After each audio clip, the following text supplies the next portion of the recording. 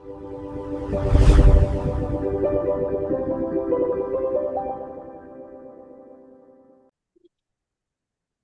सो session को start करते हैं। आज हम लोग देखेंगे एसे का अप्रोच क्या रखना है। ठीक है। और फिलोसफिकल एनेक्डोट लिखना सीखेंगे। और तीसरा चीज है कि लेयरिंग ऑफ एसे क्या होता है। ये बहुत जरूरी है, जिससे आपके एसे में फ्लो आता है। ठीक है। जूम आउट टेक्निक क्या है, और आइडियाज आर्गुमेंट में क्या डिफरेंस है ना। बहुत सारे आप ऐसे जब जैसे हम लोग बहुत सारे ऐसे रीड करते हैं,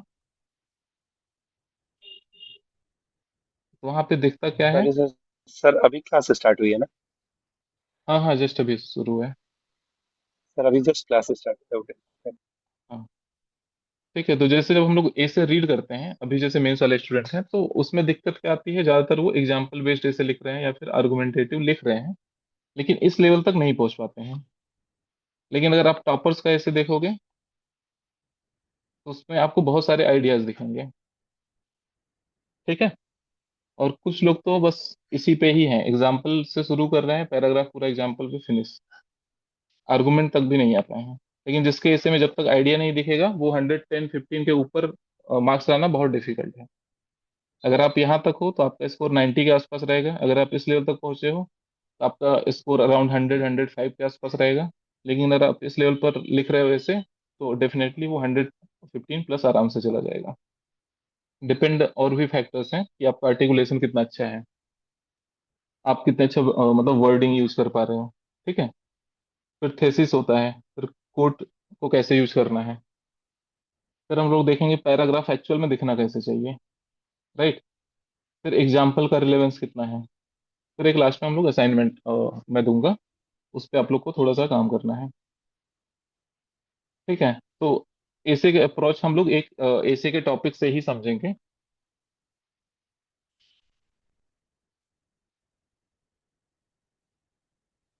तो फिलोसफिकल एनेक्डोट जैसे लिखना होता है, ये कैसे डिफरेंट है बाकी एनेक्डोट से, है ना। अगर देखो आपके पास एक सिंपल कहानी, मान लो आप लिख रहे हो कोई राम साम या कोई ऐसा इंसिडेंट ले लिए, या फिर किसी एक पर्टिकुलर लीडर का कहानी बताने लगे आप, या फिर कोई एक पर्टिकुलर इंसिडेंट हुआ जैसे इसरो का बता दिए, है ना, या फिर कोविड के टाइम का बता दिए। उसमें दिक्कत क्या आती है, फिर आप थ्रू आउट ऐसे उसको समझाते हो, नेक्स्ट पैराग्राफ में उसको टॉपिक्स कनेक्ट करोगे, है ना। लेकिन फिलोसफिकल एनेक्डोट्स शुरुआत से ही आपका टोन जो है फिलोसफिकल कर देता है।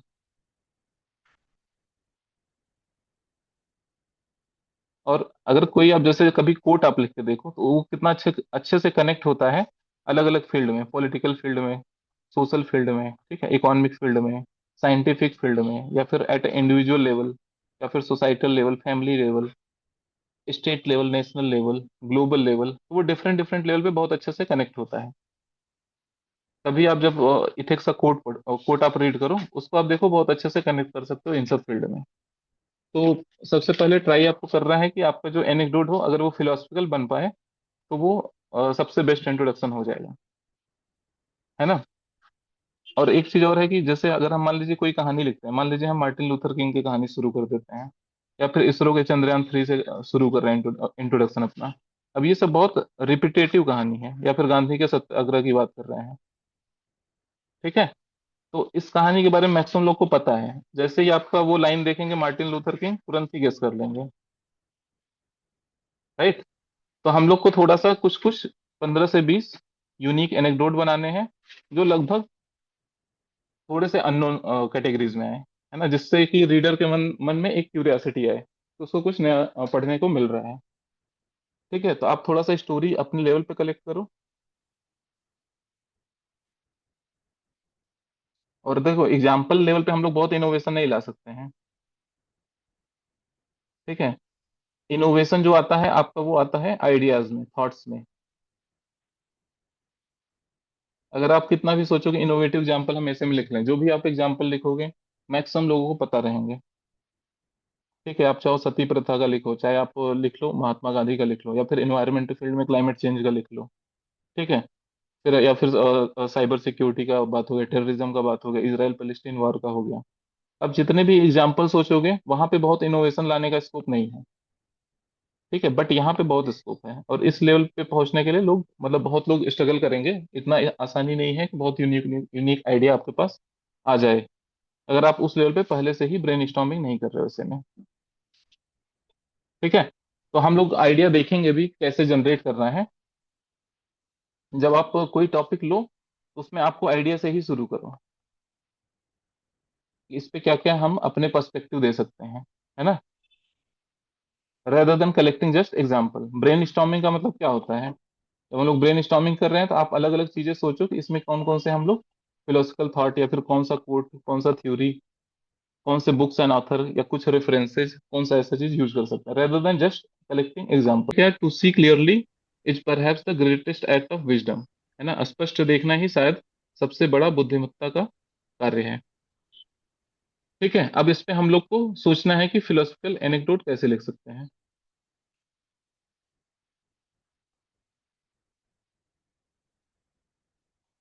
ठीक है, अब यहाँ पे जैसे मान लो अगर आप लिखना चाहो, तो सबसे पहले इस वर्ड का मीनिंग समझो, टू सी क्लियरली या फिर स्पष्ट देखने का एक्चुअल मीनिंग क्या हो सकता है।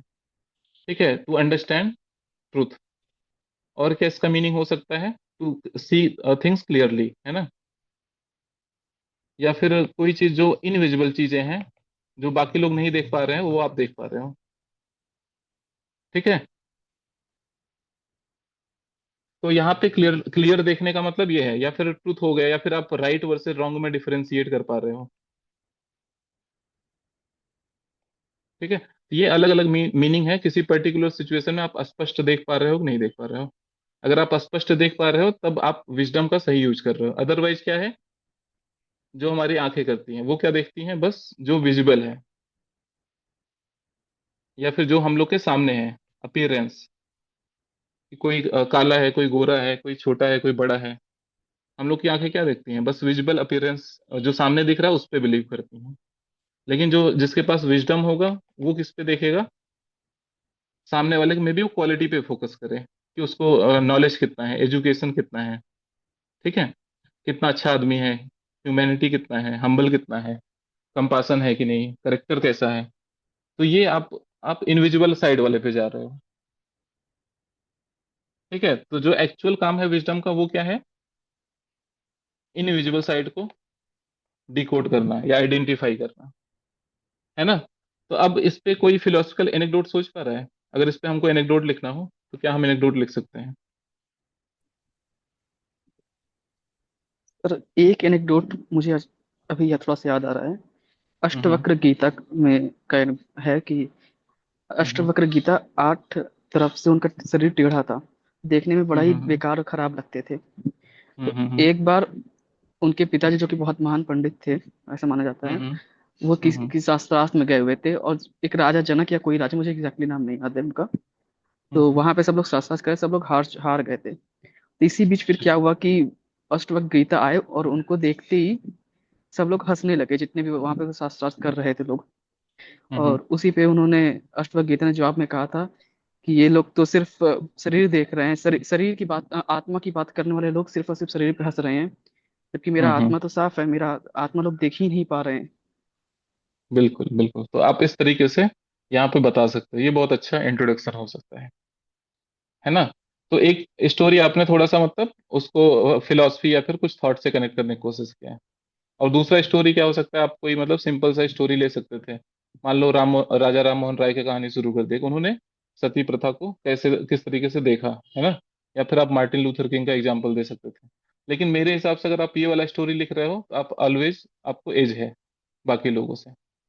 ठीक है, क्योंकि मार्टिन लूथर किंग ये सब का एग्जाम्पल गांधी जी का हो गया, या फिर सती प्रथा की बात करना राम मोहन राय के, ये बहुत लोग यूज करेंगे। लेकिन ये थोड़ा सा आपका यूनिक हो जाएगा। ठीक है, तो कोशिश करना है कि थोड़ा सा जिसमें आइडियाज हो, फिलोसफी हो, वैसे थॉट को आप यहाँ पे यूज करो। जैसे आप जब यहाँ पे हम लोग सोच रहे हैं क्लियर देखने का मतलब क्या होता है, तो उसमें हमने यही देखा कि इनविजुअल साइड को देखना है, या फिर अपीयरेंस पे फोकस नहीं करना, बल्कि बाकी क्वालिटी पे फोकस करना। ठीक है, राइट वर्सेस रॉन्ग में डिफरेंशिएट करना, तो उस आइडियाज को जो बहुत अच्छे से डिपिक्ट कर रहा हो, वैसे थॉट को या फिर वैसे फिलोसफिकल स्टोरी को हम लोग यहाँ पे ले सकते हैं। ठीक है, और कोई स्टोरी, फिलोसफिकल स्टोरी है हमारे पास?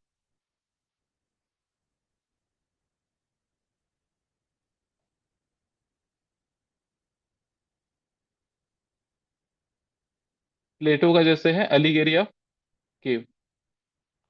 सर। हाँ हाँ। तो यहाँ पे क्या चीज पे फोकस होता है, थ्योरी ऑफ आइडिया पे, है ना। वो बोलते हैं कि reality is nothing but shadow of idea. अब यहाँ पे हमको एक्चुअल में एक्सप्लेन करना है स्टोरी के थ्रू कि कैसे मतलब एक्चुअल विजडम है क्या। जैसे यहाँ पे एक मतलब ऐसा गुफा रहता है जहाँ पे। सर इसमें एक एग्जाम्पल महाभारत का भी दे सकते हैं ना कि जब अर्जुन को संदेह था कि वो युद्ध लड़े या ना लड़े, तो उस टाइम जो हम्म, श्री कृष्ण ज्ञान देते हैं वो उसके थ्रू भी हम स्टार्ट कर सकते हैं कि बिल्कुल बिल्कुल, ये भी अच्छा है। युद्ध भूमि में हम्म अर्जुन के मोह और भय और संबंधों के कारण जो उनको वास्तविकता नहीं दिखाई दे रही थी, उस टाइम श्री हम्म कृष्ण ने उन्हें एक्चुअल जो स्वधर्म था और जो आत्मा का जो एक ज्ञान था वो उन्हें दिया। तो ऐसे हम्म, कुछ कोट से भी स्टार्ट कर सकते हैं, या गीता का कोई ठीक है। श्लोक ले सकते हैं इसमें, हाँ हाँ और हाँ। फिर ये इसमें कोट स्टोरी। से भी शुरू कर सकते हैं। जैसे एक आप ये वाला पढ़े होगे प्लेटो का कि अनएग्जामिन्ड लाइफ, सोक्रेटिस का unexamined life is not worth living.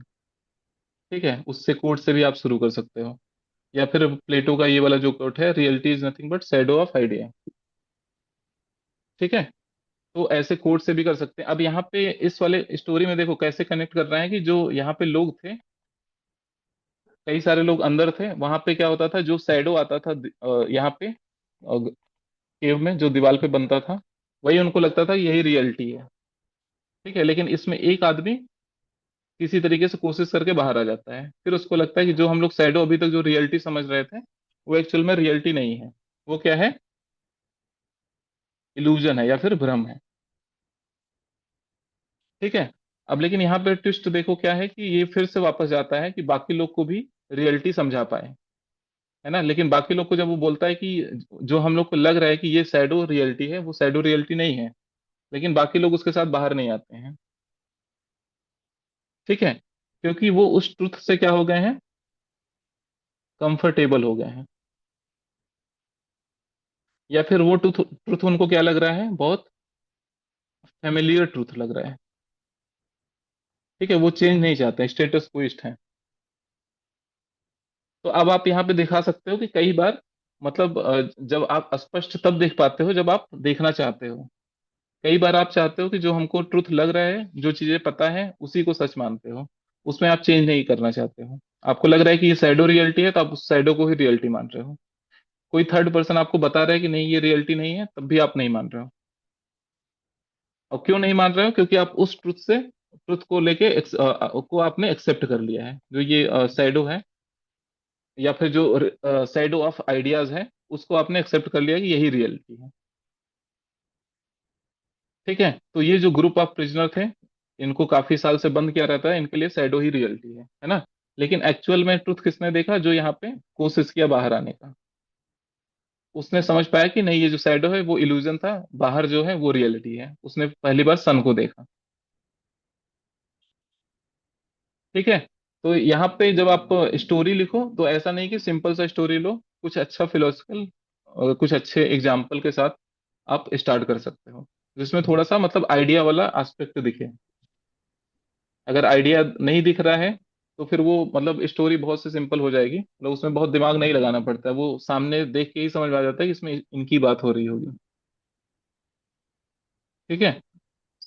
Sir एक, मैं हम्म। फिलोसफिकल एनेक्डोट और नॉर्मल एनेक्डोट में अंतर नहीं समझ पा रहा हूँ।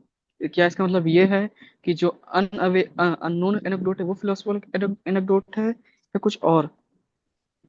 नहीं नहीं, देखो जैसे नॉर्मल एनेक्डोट, मेरा कहने का सेंस ये है, जैसे मान लो आप राजा राम मोहन राय की स्टोरी ले लिए, उनसे भी तो एक्सप्लेन कर सकते थे हम लोग ऐसे टॉपिक को, है ना। या फिर मार्टिन लूथर किंग का हम लोग एग्जाम्पल ले सकते थे, या फिर गांधी जी का ले सकते थे। ऐसे बहुत सारे एग्जाम्पल हमारे पास है। या फिर हम लोग इसरो का एग्जाम्पल ले सकते थे, चंद्रयान 3 से समझा सकते थे। लेकिन उसमें क्या होता है, बस हम लोग बात कर रहे हैं टॉपिक को जस्टिफाई करने की, हम लोग पूरा कहानी इनका बता रहे हैं। इन्होंने सती को इस तरीके से हमारा फोकस कहाँ जा रहा है, सती को बैन कराने में इनका बहुत योगदान था। ठीक है, वो जो पूरी कहानी है हम उसको लिख रहे हैं, ना कि एक्चुअल में इनका आइडिया मुझे नहीं पता है।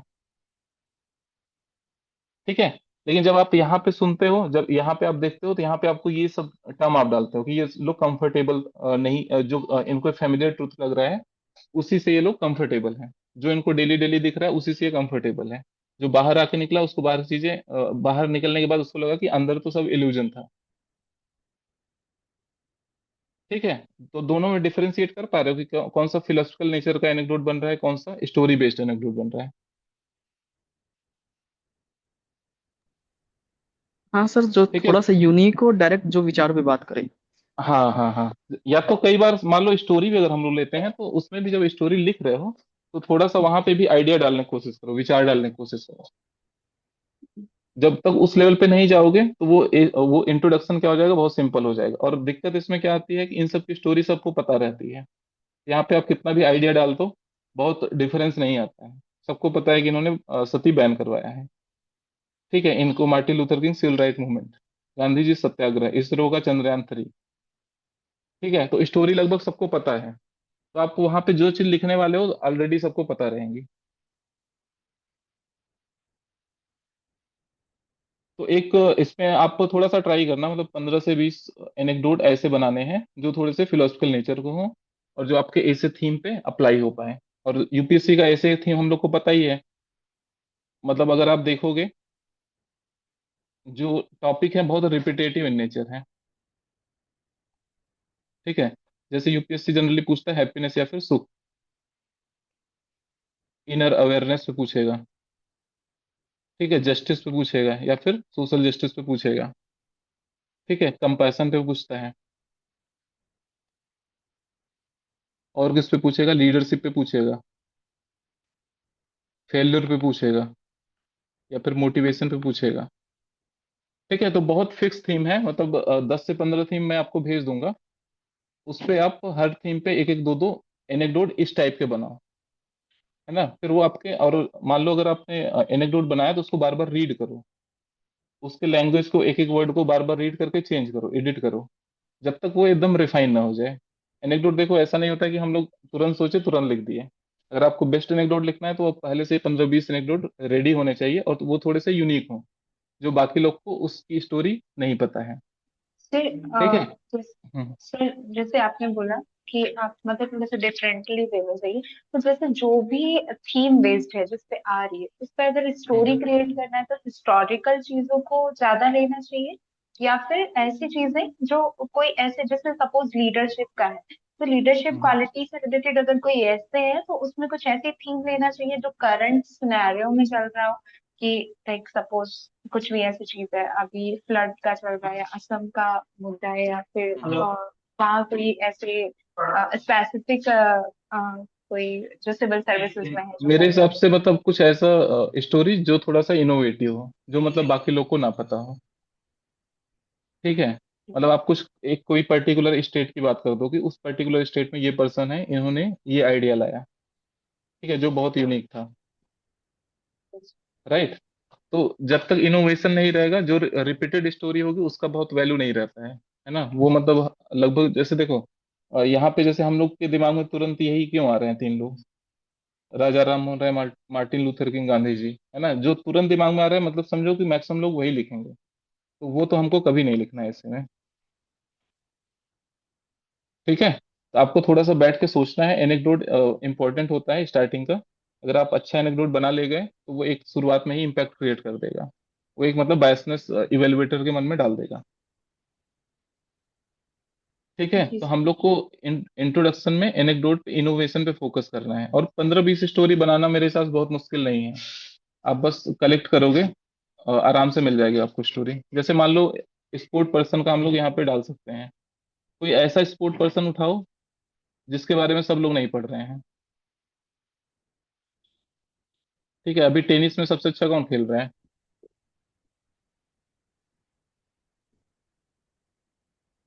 तो भाई दो ही तीन नाम है, जोकोविच है, हम्म रोजर हम्म फेडरर है, एक सेरेना हम्म। विलियम्स है, और एक और है, तीन। नडाल है, नडाल फेडरर का कोई एक नाम है। हाँ। अब जैसे जोकोविक है, उसका स्टोरी आप लोग को पता है। नहीं। तो बहुत मतलब उसकी स्टोरी अच्छी है, आप एक बार कभी उसके बारे में सर्च करना। तो इसका आप मतलब यहाँ पे दिखा सकते हो फेल्यूर या फिर मोटिवेशन में। अब इसकी स्टोरी जब आप डालोगे किसी को नहीं पता होगा। ठीक है। तो इसके बारे में आप थोड़ा सा रीड करना, है ना। और नहीं तो मैं इसका स्टोरी में एक जगह लिख के रखा हूँ तो आपको मैं भेजूंगा। वो स्टोरी आपको लगेगा कि जेन्युइन अगर कोई पढ़ेगा फर्स्ट टाइम तो बहुत अच्छा इंप्रेशन क्रिएट करेगा, लेकिन वो जब आप एनेक्डोट पहली बार स्टोरी लिखते हो, वो नहीं होता है कि वो आपका फाइनल वर्जन हो गया। ठीक है, उसको आप बार बार रीड कर रहे हो, और आप एक एक वर्ड को चेंज कर रहे हो, एक एक वर्ड को आर्टिकुलेट कर रहे हो, क्या इससे बेटर वर्ड यहाँ पे रिप्लेस कर सकते हैं। तो आप 3 4 बार सेम एनेक्डोट को रीड करोगे तो आपका एनेक्डोट वो बहुत रिफाइन हो जाएगा। ठीक है, और आप तो ये रेगुलर करते रहोगे तो एक टाइम ऐसा आएगा कि बहुत अच्छे एनेक्डोट आपका ऑन स्पॉट बन जाता है। बट बेटर है कि आप पहले से एनेक्डोट रेडी करके जाओ मैक्सिमम, क्योंकि हमको ऐसे की थीम पता है और इसी थीम पे यूपीएससी जनरली पूछता है, तो आराम से आप उस पे बना लोगे। जैसे विजडम पे पूछता है ना, विजडम या फिर लर्निंग या फिर नॉलेज हो गया, तो ऐसे मतलब आप कुल निकालोगे तो कम से कम 10 से 15 थीम है जो यूपीएससी जनरली कवर करता है। मतलब वहां से आपको 2 से 3 ऐसे हर बार 4 ऐसे मिल जाएगा। ऐसा मैं नहीं बोल रहा हूँ कि 8 के 8 ऐसे मिल जाएंगे, बट आपको लिखने के लिए मिल जाएगा इन सब थीम से। ठीक है, तो ये हो गया हम लोग का फर्स्ट वाला एस्पेक्ट, जो हम लोग डिस्कस कर रहे थे, एनेक्डोट बेस्ड ऐसे कैसे, फिलोसफिकल ऐसे, फिलोसफिकल एनेक्डोट बनाने कैसे हम लोग बना सकते हैं। ठीक है, सेकंड पे हम लोग आते हैं लेयरिंग ऑफ ऐसे। लेयरिंग और जूम आउट ये दोनों थोड़ा सा रिलेटेबल है।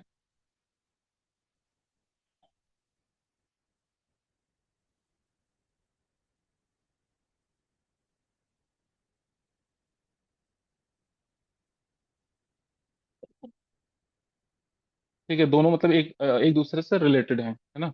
जूम आउट क्या होता है, मतलब जैसे हम लोग मान लो एक तरीके से कैमरे का लेंस समझो आप, जब उसको पास करते हो तो पास की चीजें दिखती हैं, है ना। जैसे आप उसका मतलब ये बढ़ाते जाओगे, सेट करोगे, तो आपको दूर की चीजें भी दिखने लगती हैं। ठीक है, तो जूम आउट करना है, मतलब आपको सबसे पहले एकदम इंडिविजुअल लेवल पे जाना है। कोई भी ऐसे आप एनालिसिस करो, बहुत सारे अप्रोच हैं, बट एक ही अप्रोच है, इसको आप लोग देख सकते हो। इंडिविजुअल लेवल पे जाओ, फिर उसके बाद आप फैमिली लेवल पे एनालिसिस करो, फिर उसके बाद सोसाइटी लेवल पे एनालिसिस करो। एक मिनट रुकिएगा।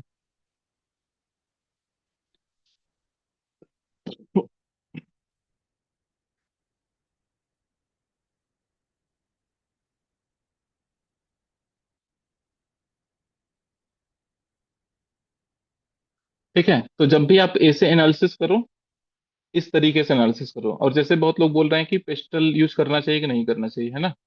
तो पेस्टल आप इस हर डायमेंशन में आप पेस्टल को यूज कर सकते हो। जैसे सोसाइटी कवर कर रहे हो तो वहां पे आप देख सकते हो क्या क्या एस्पेक्ट हम लोग कवर कर सकते हैं। ग्लोबल में आप ऐसा नहीं कि बस ग्लोबल में वार होता है, इन्वायरमेंट एस्पेक्ट कवर कर सकते हो, टेक्नोलॉजिकल एस्पेक्ट कवर कर सकते हो, जैसे टेक्नोलॉजिकल सॉवरेनिटी की बात हो गई, इकोनॉमिक एस्पेक्ट कवर कर सकते हो। ठीक है, पॉलिटिकल एस्पेक्ट कवर कर सकते हो। तो हर लेवल पे आप एस्पेक्ट को इसमें ब्रेक कर सकते हो अगर आप इसमें तोड़ना चाहो। और ऐसा नहीं बस पेस्टल अप्रोच ही होता है, बहुत सारे एस्पेक्ट आप कवर कर सकते हो। स्पोर्ट हो गया, मीडिया हो गया, ठीक है, थिएटर हो गया, बुक्स एंड ऑथर्स हो गए, कोर्ट्स हो गए, अलग अलग एरिया में केस स्टडी हो गई, तो आप उसको अलग अलग लेवल पे लेके जाओ। ठीक है, और इसमें और कई बार दिखेगा क्या कि आप अगर लेयरिंग का मतलब ये है कि आप इसी लेयर में करो, मतलब पहले इंडिविजुअल पे अच्छे से एनालिसिस करो, इंडिविजुअल और साइकोलॉजिकल लेवल पे या फिर बिहेवियरल लेवल पे, पहले आप इसको बहुत अच्छे से एनालिसिस करो। ठीक है, फिर उसके बाद आप फैमिली लेवल पे जाओ, फिर सोसाइटी लेवल पे जाओ, फिर स्टेट या फिर नेशनल लेवल पे जाओ, फिर ग्लोबल लेवल पे जाओ। और कई बार ऐसे मतलब ये फिक्स अप्रोच नहीं है। जैसे मान लो अगर वुमेन पे पूछता है ऐसे, तो वहां पे लाइफ साइकिल अप्रोच सबसे बेस्ट रहता है। ठीक है, लाइफ साइकिल अप्रोच मतलब प्री बर्थ से लेके जो बीच के इंसिडेंट होते हैं, चिल्ड्रन, फिर एडोलसेंट, ठीक है,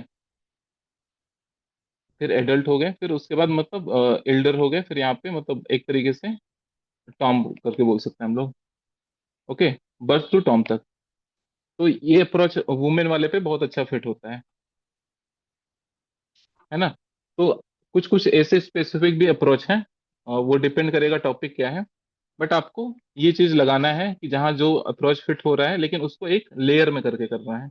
ऐसा नहीं कि पॉलिटिकल वाला एस्पेक्ट पहले दिमाग में आ गया तो पॉलिटिकल वाला पहले लिख देंगे। और इस लेयर को जब आप बनाते हो तो उसको पहले बहुत प्रैक्टिस कर लो कि मुझे कौन कौन सा लेयर पहले रखना है। अब जैसे मान लो इथिकल डायमेंशन पे आप लिखना चाहते हो, तो आपको पहले से पता होना चाहिए इथिकल डायमेंशन मेरा कहाँ आता है। ऐसा नहीं कि सोसाइटी वाला किया उसके बाद इथिकल आ गया। ठीक है, जनरली हम लोग को कंक्लूजन के पहले इथिकल वाला डायमेंशन रखना चाहिए। ठीक है। तो क्योंकि यहाँ पे हम लोग वे फॉरवर्ड लिखते हैं तो थोड़ा सा वहां पे हम लोग इथिकल वाला एस्पेक्ट कवर कर सकते हैं। तो आपके दिमाग में जो जो थॉट आते हैं, जो जो अलग अलग सेक्टर हो गए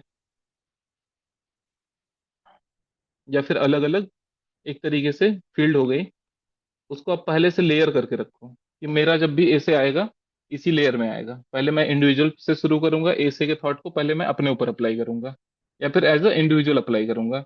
उस पे देखूंगा इसमें इस कोट में कितना ट्रुथ है। ठीक है, फिर फैमिली लेवल पे जाऊंगा, फिर सोसाइटी लेवल पे, फिर स्टेट या फिर नेशनल लेवल पे, फिर ग्लोबल लेवल पे। और इसी से आपका जब वे फॉरवर्ड बनता है, इसी से फिर आप उसको कनेक्ट भी कर सकते हो।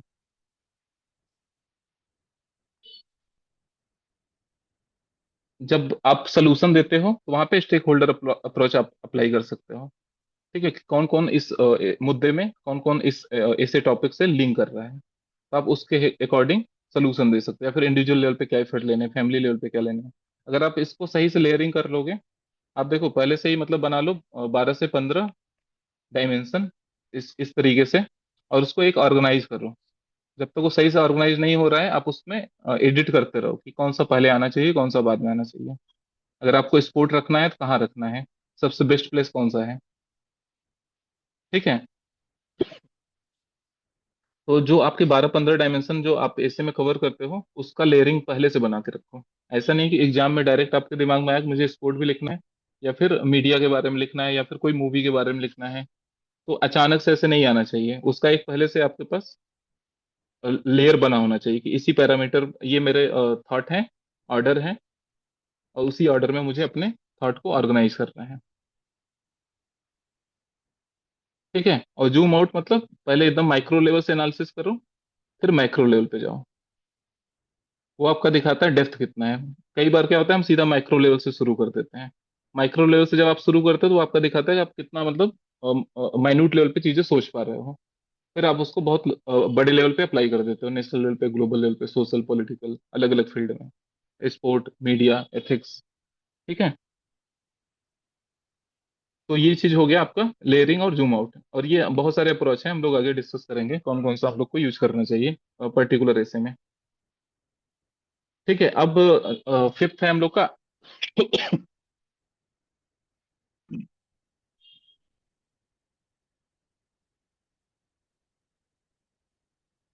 Idea versus argument versus example. Maximum लोग इस पे हैं और थोड़ा बहुत इसको आर्गुमेंट को यूज कर रहे हैं। इस लेवल पे बस केवल टॉपर लिख रहे हैं। ठीक है। जब आप टॉपर की कॉपी पढ़ोगे या फिर जिसके ऐसे में 120 के आसपास मार्क्स हैं अभी, क्योंकि पहले यूपीएससी 140 के आसपास देती थी, बट अभी जिसका मार्क्स अगर 115 120 के आसपास है, मतलब वो बहुत अच्छा स्कोर है इस समय। ठीक है।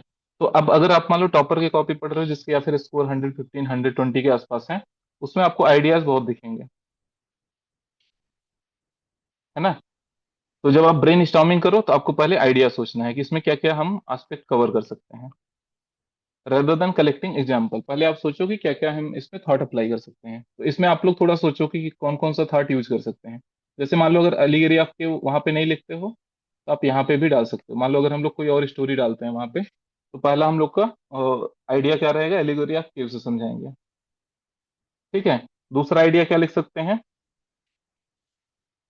जैसे मान लो अद्वैत वेदांत की बात करता है ना। इसमें क्या बोलता है कि जैसे ट्रुथ को इन्होंने कई उसमें 3 लेयर पे किया है। Illusionary truth. ठीक है। और जो लास्ट होता है वो क्या होता है, एब्सोल्यूट ट्रुथ। ठीक है। तो इस लेवल पे जब हम लोग देखते हैं तो यहाँ पे फोकस क्या होता है कि हम लोग को जो अपीयरेंस दिखता है, जो चीज मटेरियलिस्टिक वर्ड दिखता है, हम लोग को वही ट्रुथ लगता है। ठीक है। तो यहाँ पे इन्होंने बोला it is because of illusion, it is called as illusionary truth, है ना। और जो एब्सोल्यूट ट्रुथ समझ पा रहे हैं उसको उन्होंने बोला कि वो क्या है, मतलब ब्राह्मण का बोल रहा है कि जो मतलब थोड़ा सा नॉलेज रखते हैं, जो थोड़ा सा विजडम जिनके पास है। ठीक है। जो जो इग्नोरेंट नहीं है। ठीक है। यहाँ पे दिक्कत क्या हो रही है, जो आपको सामने दिख रहा है बस आप उसे फोकस कर रहे हो। यहाँ पे दिक्कत क्या है, इग्नोरेंस। ठीक है, और इस पे हम लोग क्या आइडिया ला सकते हैं? जब आप सोचो तो पहले आइडिया कलेक्ट करो। एग्जाम्पल तो आपके बहुत सारे आ जाएंगे, अगर आप ऐसे मतलब ठीक ठाक लिखे हो चार पांच ऐसे, तो आइडिया बनाने में, एग्जाम्पल में लाने में दिक्कत नहीं होगी, लेकिन जो आइडिया वाला पार्ट है वो आपका मिस हो जाएगा। ठीक है, जैसे मान लो बहुत बार क्या होता है, ईगो डिफेंसिव एटीट्यूड हम लोग देखते हैं, है ना। वहां पे क्या होता है कि हम लोग ट्रुथ को समझना ही नहीं चाहते। जो हमको लगता है कि ये चीज सही है, वही हमको लगता है कि वही सर्टेन है, वही निश्चित है ना। तो यहाँ पे दिक्कत क्या है? Not ready to hear truth. तो यहाँ पे कहाँ से हमको दिखेगा, है ना। तो हम लोग को रियलिटी यहाँ पे क्लैरिटी आएगी ही नहीं। अगर आपके अंदर बहुत ज्यादा ईगो है, ये समझो ऐसे मान लो दो लोग हैं, एक बहुत इगोइस्टिक है और दूसरा हम्बल है, ह्यूमिलिटी है। तो कौन ज्यादा अच्छे से चीजों को देख पाएगा? जो हम्बल है, जिसके अंदर ह्यूमिलिटी है, क्योंकि वो उसके अंदर टॉलरेंस ज्यादा है। ठीक है, वो बाकी लोग को सुनता है, डाइवर्सिटी को अप्रिसिएट करेगा, डाइवर्स व्यू को अप्रिसिएट करेगा। ठीक है, he will participate in discussion debate, he is open to other ideas as well. जो उसके आइडियाज को काउंटर भी कर रहे हैं तब भी वो सुन रहा है, क्योंकि वो हम्बल है। तो ये एक क्वालिटी स्टूडेंट में भी होनी चाहिए, मतलब जितने लोग तैयारी भी कर रहे हैं। जित आप देखोगे जो जिन लोग का सिलेक्शन होता है, मतलब एटलीस्ट वो स्टडी टाइम में बहुत हम्बल रहते हैं, है ना। और जो बहुत इगोइस्टिक रहते हैं, जिनको लगता है कि हमने ट्रुथ समझ लिया है या फिर हमको अब एक्चुअल नॉलेज हो गया है, ठीक है, उन लोग को क्या होता है कि उनको लगता है कि हमने बहुत अच्छा आंसर लिख दिया है। ठीक है, लेकिन वो एक्चुअल में अच्छा आंसर नहीं लिखे रहते हैं, और उनको हमेशा सामने वाले की कमी दिखेगी कि जो इवेलुएटर है उन्होंने कम मार्क्स दे दिए, या फिर ये वाला सब्जेक्ट मेरा प्रिपेयर नहीं था, या फिर क्वेश्चन ऐसे आ गए आउट ऑफ सिलेबस। तो वहां पे क्या होगा, आप अपने आप को डिफेंस कर रहे हैं। लेकिन जो हम्बल रहेगा वो क्या करेगा, वो डिस्कशन में पार्टिसिपेट करेगा, वो अपने लिमिटेशन पे फोकस करेगा। ठीक है, तो इस तैयारी में हम्बल रहना बहुत जरूरी है, उससे आपका फायदा होगा। क्योंकि वहां पे जब जैसे ही आप देखोगे कि आप इगोइस्टिक हो, सुनना नहीं चाहते, तो जो सामने आपको ट्रुथ बताना चाह रहा है वो बताएगा भी नहीं। लेकिन अगर जैसे ही आपके मेंटर गाइड या फिर टीचर को जैसे ही समझ में आता है आप बहुत हम्बल पर्सनालिटी हो, तो इवन बिटर ट्रुथ भी रहेगा, तो वो आपको बता देगा कि आपके अंदर ये प्रॉब्लम है।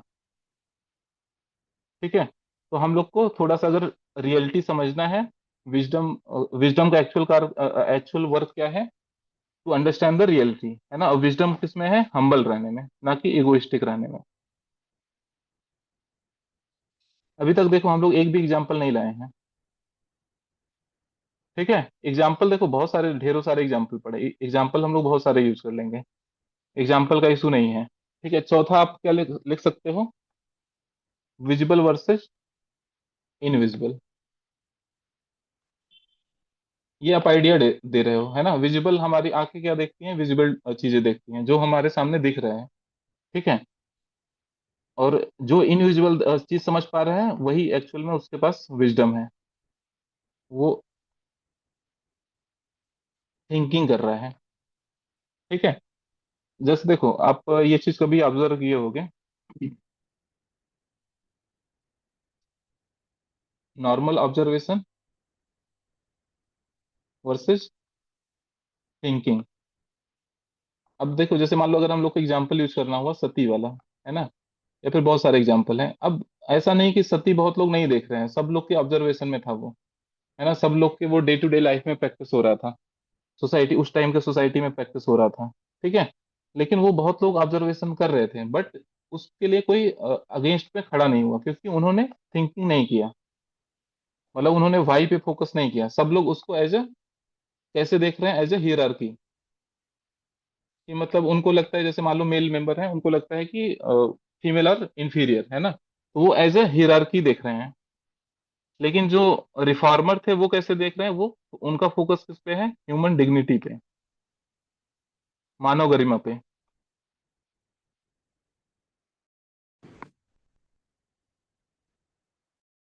तो ये डिफरेंस होता है एक थिंकर पर्सनालिटी में या फिर रिफॉर्मर पर्सनालिटी में, और एक कॉमन सिटीजन में। ठीक है, थिंकर का क्या है, वो सोच रहा है क्यों ऐसा है, क्यों इनकी डिग्निटी को रिस्पेक्ट नहीं मिल रहा है। फिर वो फाइट करके यहाँ पे सती को एबॉलिश करता है ना। लेकिन जो नॉर्मल ऑब्जर्वेशन क्या है, वो बस फोकस कर रहा है, वो बस उसको दिख रही हियरार्की है, मतलब वुमेन का ऐसा कंडीशन इतने दिन से चला आ रहा है इसलिए है ना। तो आप मान लो जब अब ऐसे कनेक्ट करके जब आप लिखोगे ना, तो एग्जाम्पल भी आपको बहुत मतलब इनोवेटिव लगेंगे। आपने बहुत अच्छे से इसको कनेक्ट करके फिर एक्सप्लेन किया है। और इसमें हम लोग क्या आइडियाज लिख सकते हैं, मतलब अगर आप इस तरीके से 10 से 15 या 20 आइडियाज बना लिए, तो समझो आपको ऐसे में 115 120 के नीचे नहीं मिलेगा। हाँ श्रद्धे, बताओ, कुछ बता रहे हो। हाँ सर, जैसे सर हम्म, स्पष्ट देखना तो हम तभी देख पाते हैं जब हम हम्म, जो विद्यमान जो आसपास चीजें हैं उस पर क्वेश्चन कर पाते हैं, और ये क्वेश्चन हाँ हाँ करना ही हाँ, बुद्धिमत्ता है। पहला पॉइंट। बिल्कुल बिल्कुल। दूसरा मतलब पॉइंट जो सर। बोलिए। अनएग्जामिन्ड लाइफ यहाँ पे मतलब हम लोग इनका ले सकते हैं ना, सुकरात वाला, सोक्रेटिस का। हाँ। हम लोग को एग्जामिन करना है, या फिर आई नो नथिंग वाला जो कॉन्सेप्ट है। हम्म। ठीक है। दूसरा। दूसरा सर भूल गया। अच्छा चलो सोचते रहो, अभी फिर याद आएगा बताना है ना। ठीक है। ठीक है। तो देखो यहाँ पे जैसे ये बहुत अच्छा एग्जांपल हो गया कि हम लोग को क्वेश्चन पूछना चाहिए हमेशा, मतलब एक जो कन्फर्मेटिव बायस होता है। ये देखो, एक ये वाला हम लोग थॉट डाल सकते हैं, मतलब अचानक से है। इसमें क्या होता है, जैसे देखो आप सोसाइटी में देखोगे मैक्सिमम लोग का बिहेवियर क्या रहता है, जो ट्रुथ चला आ रहा है उस पे वो, उसको वो बस एक्सेप्ट करते हैं, है ना। उसको वो बस कंफर्म करते हैं, ना कि उसको उस पे क्वेश्चन करे वाई। इसको बोलते हैं कंफर्मिटी बायस। मतलब जो आपके लीडर बोल रहे हैं, जो आपके सुपीरियर बोल रहे हैं, जो आपके घर में जैसे हाउस होल्ड, जो आपके मतलब घर में मतलब मान लो पेरेंट्स हो गए, ग्रैंड पेरेंट्स हो गए, वो बोल रहे हैं, आप उनकी बातें मान रहे हो विदाउट क्वेश्चनिंग। तो ये क्या दिखाता है, आपका कंफर्मिटी बायस दिखा रहा है। या फिर एक कॉन्सेप्ट होता है बाउंडेड रेशनैलिटी। मतलब आपकी रेशनैलिटी एक लिमिट में रहती है ना। जैसे मान लो अगर कोई इंसान है, अगर वो हमेशा गांव में रहा है, या फिर मान लो किसी पर्टिकुलर प्लेस में रहा है, तो उसके जो सेट ऑफ नॉर्म्स होंगे, वैल्यू सिस्टम होंगे, या फिर मोरालिटी इथिक्स होगा, वो उस विलेज के हिसाब से होगा। अब उसको अचानक से मान लो हम लोग यूएसए भेज देते हैं, या फिर मान लो साउथ इंडिया में भेज देते हैं, कहीं पे ऐसा जगह भेज देते हैं जहाँ पे उसका वैल्यू सिस्टम अलग है ना। तो वहां पे वो हमेशा जो उसका वैल्यू सिस्टम है उसके हिसाब से चीजों को देखेगा। ठीक है, तो आपका रेशनैलिटी क्या है, बाउंडेड है बहुत सारे फैक्टर से, राइट। लेकिन हमको ट्रुथ समझना है तो हमको इससे बाहर आना होगा। समझ में आ रहा है। एनी अदर आइडिया, मतलब अगर कोई सोच पा रहा हो तो। सर एक और ये चीज है कि हम्म कभी किसी भी चीज को जब हम स्पष्ट तभी देख पाते हैं जब उसको हम हर समग्र रूप से देख सके, पक्ष भी देख सके, विपक्ष हम्म। भी देख सके, हर एंगल से देख सके। ये वाला तुम उस पे चले गए कि मतलब टेक्निक क्या है ना। ये थोड़ा अच्छा। वे फॉरवर्ड वाले पार्ट में आएगा कि अगर आपको किसी चीज को समझना है अच्छे से, तो उसमें एनालिसिस होनी चाहिए, क्रिटिकल थिंकिंग होनी चाहिए, प्रोज कॉन्स आप दोनों साइड पे एनालिसिस करो, फिर आप चीजों को सही से देख पाओगे। ठीक है। Rather than what is look, मतलब कई बार ऐसा होता है कि हमको जो चीजें दिख रही हैं बस हम उसके बेसिस पे डिसीजन ले लेते हैं। लेकिन अगर आपको चीजों को सही समझना है तो आप उसके हर साइड को, हर पहलू को देखो। ठीक है।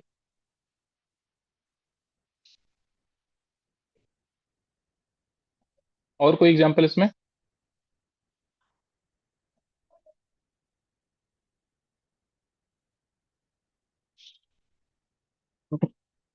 इसमें इससे किसी के पास कुछ और आइडिया है। हाँ हाँ।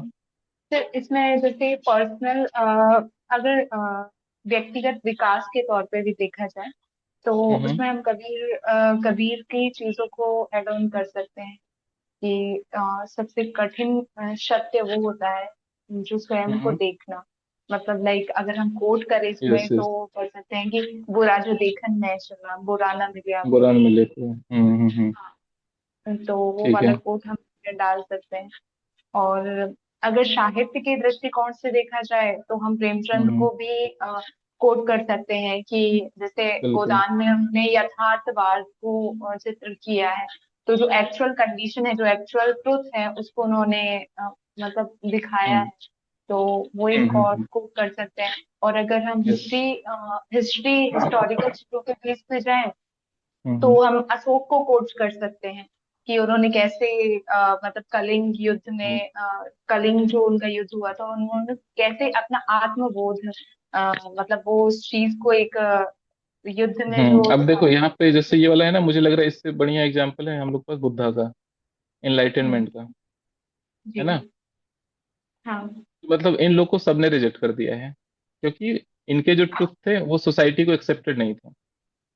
जी। ठीक है, जैनिज्म बुद्धिज्म इन हाँ, इनके थॉट जैनिज्म को उस, भी हाँ कोट उस करते टाइम हैं। पे, हाँ उस टाइम पे रिवोल्यूशनरी थे, है ना। हम्म। तो वहां पे लोग ट्रुथ क्यों नहीं देखना चाह रहे थे, क्योंकि लोग बस केवल जो चीजें चली आ रही है उसको फॉलो कर रहे हैं, अपीयरेंस पे हम्म, फोकस कर रहे हैं, है ना। लेकिन अगर हमको ट्रुथ हम्म, समझना है तो हमको क्या चाहिए, विजडम चाहिए, जो था बुद्धा के पास, महावीरा के पास था।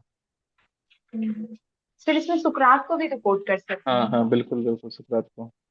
और सेम अगर हम महाभारत का संदेश भी लेना चाहें, उसको भी कोट कर सकते हैं कैसे मतलब विदुर ने धृतराष्ट्र को कैसे हाँ बार बार एक्चुअल कंडीशन को दिखाया, बट उन्होंने कभी उस चीज को मतलब उसको इग्नोर किया, तो वो एक एग्जाम्पल एक कोट के उसमें हम्म दे सकते हैं।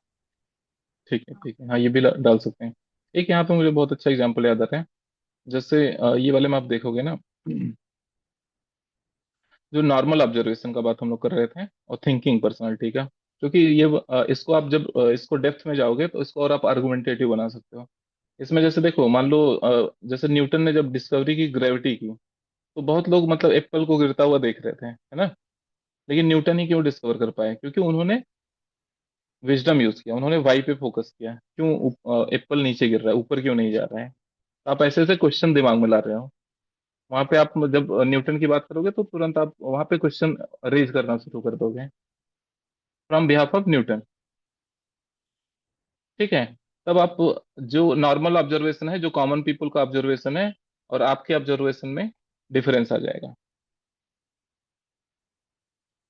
ठीक है, इसमें क्या था, जैसे यहाँ पे अद्वैत वाले में एक एग्जांपल था, इल्यूजन कैसे होता है, इसमें एक्चुअल में लिखा भी है अद्वैत वेदांत में, मतलब इल्यूजनरी ट्रुथ को समझाने के लिए। जैसे मान लो नाइट के टाइम क्या होता है, जैसे आपको अगर एक रोप दिख रहा है, रस्सी दिख रहा है ना, अचानक से मान लो लाइट चली जाए तो आपको लगेगा स्नेक है। ठीक है, but that is not the actual truth, वो क्या है, इल्यूजनरी ट्रूथ है। ठीक है, और एक्चुअल ट्रूथ आप क्यों नहीं देख पा रहे हो, क्योंकि हम लोग का एक इनकैपेबिलिटी है ट्रूथ समझने का, है ना। वो लोग कुछ ही लोग समझ सकते हैं एब्सोल्यूट, और वो लोग को मतलब अलग लेवल का उनको काम करना पड़ता है, विजडम डेवलप करने में, नॉलेज गेन करने में, क्रिटिकल थिंकिंग डेवलप करने में, मेडिटेशन, इनर अवेयरनेस। ठीक है, तब जाके आप चीजों को अच्छे से समझ पाओगे। अदरवाइज क्या होता है, मैक्सिमम टाइम क्या होता है, इल्यूजनरी ट्रूथ होता है। इसमें आप अभी के टाइम का भी एग्जांपल दे सकते हो, कि जैसे वेस्टर्न सोसाइटी का हम लोग का एक तरीके से वो हो रहा है, बहुत सारी चीजें हम लोग यहाँ पे इमिटेट कॉपी कर रहे हैं, है ना। तो उसमें दिख रहा है कि हम लोग फोकस किस पे ज्यादा कर रहे हैं, अपीयरेंसेस पे, मटेरियलिस्टिक वर्ड पे, रेदर देन एक्चुअल इंटेंशन या एक्चुअल उस पे कर रहे हैं ज्यादातर हम लोग। जैसे मान लो क्या हो रहा है कि गिफ्ट पे फोकस कर रहे हैं, कि हमको गिफ्ट मिला कि नहीं। आप अगर कोई मान लो 1,000 रुपए का गिफ्ट ला रहा है, कोई 10 रुपए का गिफ्ट ला रहा है। ठीक है, अभी के टाइम में क्या है, इसको वैल्यू ज्यादा मिलेगा, इसको कम मिलेगा, क्योंकि आप यहाँ पे मटेरियलिस्टिक अप्रोच है लोगों का, कॉमन लोगों का। मे भी हो सकता है जो 10 रुपए का सामान दिया है उसका इंटेंशन ज्यादा अच्छा हो, वो आपके बारे में ज्यादा सोच के लाया हो। ठीक है, तो रेदर देन अपीयरेंस हमको किस पे फोकस करना चाहिए, इंटेंट पे। ठीक है, इंडिविजुअल साइड पे, ह्यूमन एस्पेक्ट पे, कि अंदर ह्यूमैनिटी कितने सामने वाले के अंदर है। राइट, तो अब देखो हम लोगों ने 12 से 13 आइडिया डिस्कस कर लिए, किसी के दिमाग में और कुछ आ रहा है। फिर सोसाइटी वाले डायमेंशन पे अगर जाएं, तो हम कास्ट को लेके जो पूर्वाग्रह बने हुए हैं उनको भी कोट कर मतलब एड ऑन कर हाँ हाँ सकते हाँ हैं। बिल्कुल। सोसाइटी में जैसे हमने एक सती वाला कवर कर लिया, तो मतलब वो थोड़ा सा एक एस्पेक्ट ही समझो, मतलब वो फिर लगेगा रिपीटेशन हो रहा है। या जैसे साइंस भीमराव वाले, अम्बेडकर को, हाँ हाँ ये बहुत अच्छा है। भीमराव अम्बेडकर को जब कोट आप करके हम भीमराव अंबेडकर लिख रहे हो ना, भीमराव अंबेडकर रॉय हो गए, ईश्वरचंद्र विद्यासागर, इन तीनों लोग को एक साथ देखो कि ये तीनों रिफॉर्मर थे, है ना। इनका विजन थोड़ा सा बाकी लोग से, किसी का आवाज आ रहा है।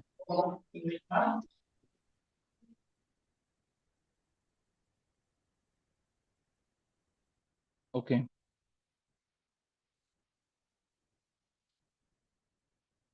है ना। तो ये लोग क्या थे, रिफॉर्मर थे, है ना। तो रिफॉर्मर का जो था थॉट था वो क्या था, थिंकिंग पर्सनालिटी थे लोग, rather than just common observer. He they were different from the normal observer, है ना। उन्होंने बस केवल देखा नहीं, बट बल्कि उस पे उन्होंने एक्चुअल एक्शन भी लिया, है ना। उस पे उन्होंने काम भी किया। ठीक है, उन्होंने चैलेंज कर दिया सती को, या फिर विडो मैरिज को, या फिर कास्ट सिस्टम को। जैसे यहाँ पे तीनों एक साथ लिख सकते हो, एनिहिलेशन ऑफ कास्ट, यहाँ पे एबोलिशन ऑफ सती, यहाँ पे विडो मैरिज। ठीक है, तो जब सोसाइटी वाला डायमेंशन कर रहे हो तो रिफॉर्मर को एक साथ रख सकते हो, लेकिन उसके पहले ज्यादा फोकस करना है आइडिया पे, तब हमको इन लोग को लाना है। नहीं तो क्या होगा कि फिर एग्जाम्पल वेस्ट हो जाएगा। ठीक है, जैसे आप देखोगे साइंस वाले फील्ड में देखोगे, जैसे चंद्रयान 3 की ही हम लोग बात कर रहे हैं, है ना। अब यहाँ पे इसको, मतलब अब यहाँ पे देखो हम लोग आइडिया क्या रहेगा, आइडिया देखो कैसे जनरेट करते हैं। जैसे ट्रुथ समझने का तरीका क्या है, एक तो साइंस के थ्रू है, मैक्सिमम ट्रुथ साइंस के थ्रू हम लोग समझ पा रहे हैं। दूसरा क्या है, हम खुद हैं, है ना, ह्यूमैनिटी इटसेल्फ, कितना हम ट्रुथ समझना चाहते हैं, कितना ट्रुथ हम जानना चाहते हैं, कितना हम उसके लिए काम कर रहे हैं। इस एस्पेक्ट से तो हमने बहुत सारी चीजें समझ ली हैं साइंस के थ्रू, बायोलॉजी, फिजिक्स, केमिस्ट्री, हमने बहुत सारी चीजों को डिकोड किया है। बट एक्चुअल प्रॉब्लम कहाँ है, ह्यूमन लेवल पे। बहुत लोग ट्रुथ समझना ही नहीं चाहते। अब जैसे देखो चंद्रयान 3 जब लॉन्च हुआ, 95% प्लस आबादी के लिए क्या था वो, कि चंद्रयान 3 साउथ पोल पर लैंड कर गया। ठीक है, बट गिने चुने 1% लोग होंगे जिन्होंने उसके इंडिविजुअल साइट को देखा होगा, कि वहां पे आप उन्होंने देखा होगा कि this is the first step for the lunar exploration, okay, for the better discovery, okay, to understand the geology of moon. ये कौन समझा होगा, जो इसरो के साइंटिस्ट होंगे उन्होंने समझा होगा, या फिर जो उस फील्ड में रिसर्च एंड डेवलपमेंट कर रहे होंगे, या फिर जिसको उसका आइडिया होगा। या फिर मे भी बहुत लोग नहीं भी पढ़ रहे होंगे, उतना साइंटिफिक लेवल का नॉलेज नहीं होगा, फिर भी उन्होंने उस चीज को डिकोड किया होगा। 95% जो सिटीजन होंगे उनका बस ये रहा होगा कि साउथ पोल पे हम लोग लैंड कर दिए हैं, सॉफ्ट लैंडिंग। ठीक है, बट 1% आबादी होगी जिन्होंने सोचा होगा कि this is the first step for the moon exploration, right. तो ये आपको डिफरेंशिएट करेगा कि साइंस, यहाँ पे जब आइडिया लिखो तो आप इस तरीके से पहले एक आर्गुमेंट दो, आइडिया दो, फिर उसके बाद आप एग्जाम्पल पे आओ। दूसरा तरीका क्या है, जो नॉर्मल ऐसे में मुझे दिखता है बच्चों के, वो सीधा चंद्रयान 3 से शुरू करेंगे, सीधा स्टोरी ऐसे बताएंगे, मे बी इस लेवल पे ना बताएं, बट कुछ इसी तरीके से समझाने की कोशिश करेंगे कोर्ट के टॉपिक को, बिना इसके आर्गुमेंट या आइडिया को दिए हुए। ठीक है, तो पहले आप बताओ ट्रुथ समझने का तरीका क्या है। एक तो आप साइंस समझाता है, दूसरा हम खुद से समझते हैं। ठीक है, कुछ और इसमें पर्सपेक्टिव है किसी का, at a level of idea. Sir एक दो और आइडियाज आए हैं मेरे पास। पहला हम्म, सर कि स्पष्ट देखने का मतलब है कि किसी समस्या के मूल कारणों को देखने की क्षमता। बिल्कुल बिल्कुल। ये क्षमता ही बुद्धिमत्ता है। हम्म क्योंकि क्योंकि ये है ना, इससे कि स्पष्ट देखना ही बुद्धिमत्ता का कार्य है। बुद्धिमत्ता का कार्य क्यों है स्पष्ट देखना? क्योंकि हम समस्या को देख पाते हैं, मूल कारण को देख हम्म। पाते हैं। अगर हम लोग समस्या को अच्छे से डायग्नोज कर पाएंगे, तभी हम उसको रिजॉल्व भी कर पाएंगे, है ना। कई बार देखोगे डॉक्टर्स होते हैं, डायग्नोसिस सही नहीं कर पाए, तो फिर मेडिसिन कहाँ से काम करेगी। ठीक है, तो अच्छे से डायग्नोसिस चीजों को करना होगा। अगर आप ट्रुथ को समझना चाह रहे हो, पहले उसको डायग्नोसिस करो अच्छे से। ये थोड़ा सा तुम्हारे पॉइंट श्रद्धे उस वाले एस्पेक्ट में ज्यादा आ रहे हैं, कि मतलब ट्रुथ को समझा कैसे जाए।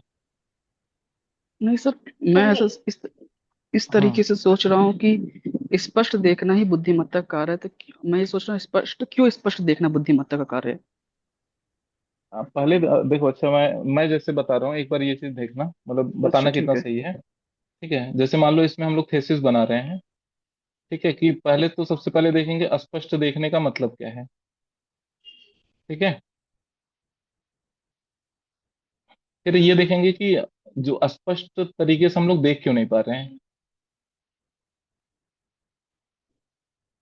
यहाँ पे जब हम लोग इस चीज पे फोकस करेंगे ना, बुद्धिमत्ता वाला ऑलरेडी एस्पेक्ट आ जाएगा। जब हम लोग एग्जाम्पल डालेंगे, जैसे इसरो में का हमने एग्जाम्पल लिया, तो वहाँ पे हमने साइंटिस्ट वर्सेस कॉमन सिटीजन दोनों को कंपेयर किया। जब हम लोग ने सोसाइटी का एस्पेक्ट लिया, तो सती वाला जैसे एग्जाम्पल लिया, तो यहाँ पे हमने रिफॉर्मर का एक साइड लिया, दूसरा साइड कॉमन सिटीजन का। तो यहाँ पे हम लोग पहले उस पे रीजन पे जा रहे हैं कि अस्पष्ट क्यों देख नहीं पा रहे हैं। अच्छा ठीक है। सर। और उससे क्लियर हो जाएगा स्पष्ट देखने का फायदा क्या है ऑटोमेटिक। लेकिन पहले क्यों नहीं देख पा रहे, वहां पे जब तक नहीं सोचोगे, क्योंकि जो पॉइंट तुम बता रहे हो वो इस पे आ रहे हैं ज्यादातर, कि अस्पष्ट हम कैसे देखें, हाउ टू लुक क्लियरली। ठीक है। हालांकि बहुत सारे थॉट जो हमने ऊपर डिस्कस किए वो इसमें आ जाएंगे, बट मतलब एक हेडिंग हम इसको इस तरीके से कवर कर सकते हैं, एक आस्पेक्ट ऐसे का। राइट। क्योंकि देखो, इस ऐसे में कुछ निगेटिव साइड नहीं है, है ना, तो हम लोग को काउंटर पर्सपेक्टिव नहीं मिलेगा, बट एडिशनल पर्सपेक्टिव बना सकते हैं इस तरीके से कि हम लोग स्पष्ट कैसे देख सकते हैं अभी के समय में, जिस टाइम पे मतलब कंफ्यूजन बहुत ज्यादा है। अभी के टाइम में क्या है, कंफ्यूजन बहुत ज्यादा है, जैसे डिजिटल मीडिया का एज है ना, इंफॉर्मेशन ओवरलोड है। तो उस टाइम पे हम लोग ट्रुथ को कैसे ओवरकम, ट्रुथ को कैसे समझ पाए? ट्रुथ को समझने के लिए क्या चाहिए? जैसे देखो, एक आइडिया फिर से दिमाग में आया कि ट्रुथ को समझने के लिए क्या होना चाहिए, माइंड क्या होना चाहिए, काम होना चाहिए। अगर आपका माइंड में केओस है तो आप ट्रुथ को नहीं समझ पाओगे। ठीक है। ट्रुथ को और क्यों हम नहीं समझ पा रहे हैं? क्योंकि कई कई बार क्या होता है, फियर होता है। ठीक है।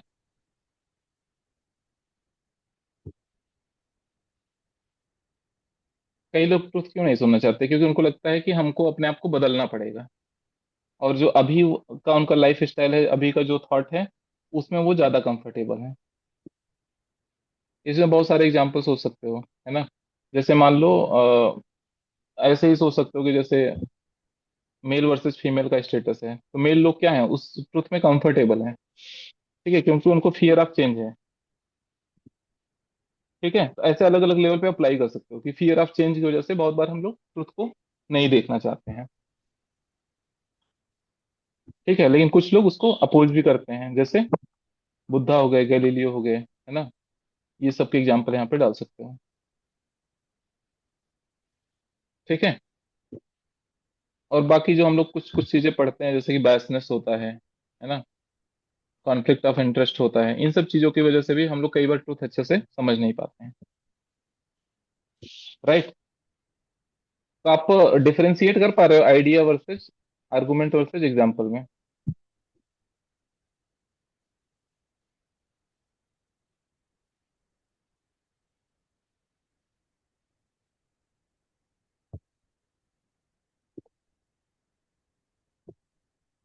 इसमें किसी को कुछ कंफ्यूजन है?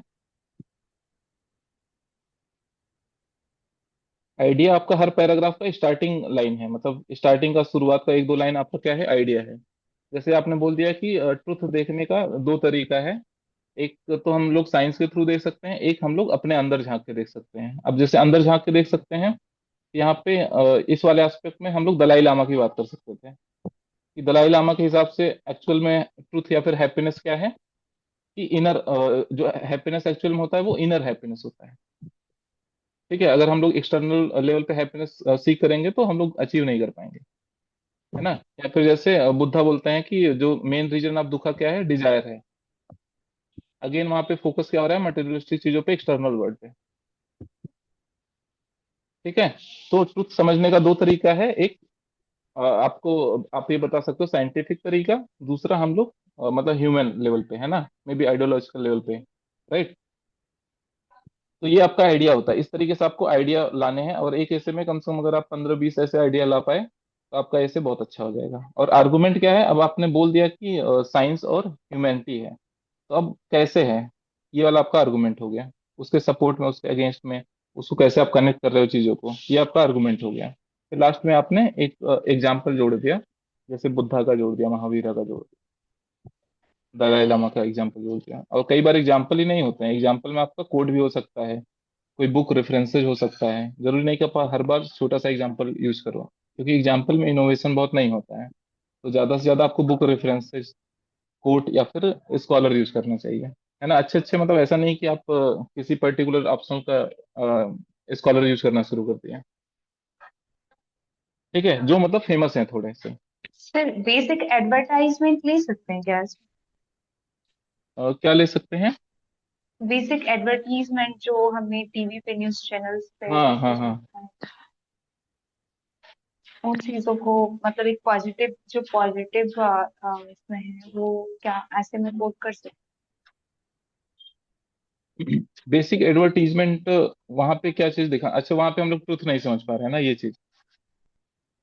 वहां पे जब आप ये चीज हैं? डिस्कस कर रहे हो, डिजायर वाला एस्पेक्ट, ठीक है, वहां पे आप बता दो कि जैसे कोई आपने एडवर्टीजमेंट देखा, उसके बेसिस पे आपने कोई चीज खरीद लिया, या फिर आपने कोई ऐसे आपने व्हाट्सएप पे मैसेज देखा, उसके बेसिस पे आपने एक ओपिनियन बना लिया या फिर कुछ एक्शन ले लिया। ठीक है, तो इस तरीके से आप कनेक्ट कर सकते हो। तो ये चीज में आप लोग ये थोड़ा सा मुझे एक बार क्लैरिफाई कर दो कि इस लेवल में क्लैरिटी है कि नहीं, आइडिया क्या होता है।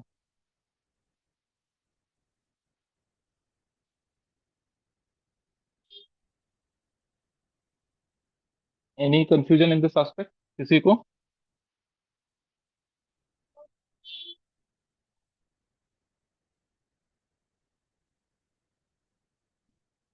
कोई कुछ बोल ही नहीं रहा है इसमें, किसी को कुछ कंफ्यूजन है, मतलब आइडिया क्या है, एग्जांपल क्या है, आर्गुमेंट क्या है?